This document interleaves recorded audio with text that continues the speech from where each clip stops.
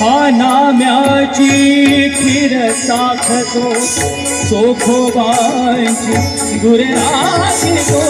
हा नाम्याची खीर साखतो चोखोबांची गुरे राखतो जय धने दाग धने धने धने धने दाग मग धने धने धने गमक साग साग मग गमक साग मनी धने धने धने गम गम धने दा गम धने दा गम धने दा गम धने दा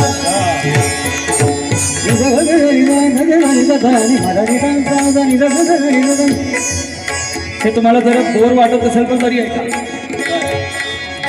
नाही वाटत ना तरी ऐका आणि हे येण्यासाठी आहे ना जे जो गातो त्यालाच माहीत असते हे येण्यासाठी आम्हाला किती दिवस रात्र रियाज करावा लागतो तेव्हा हे येते म्हणजे 2012 पासून आम्ही अतुल महाराजांनी आम्ही नागपूरमध्ये प्रसिद्ध झालो आमची हिस्ट्री सांगतो आज वारकरी संप्रदायामध्ये आम्हाला मोठू पतलू म्हणून चिडवतात पण त्याच्याकरिता आम्ही काय मेहनत घेतली त्याचा आमचं आम्हालाच माहिती आहे आम्ही हे जे आम्ही गातो ना आम्ही ठरवून कधीच गात नाही आम्ही कधीच ठरवत नाही की अतुल तू हे गाशील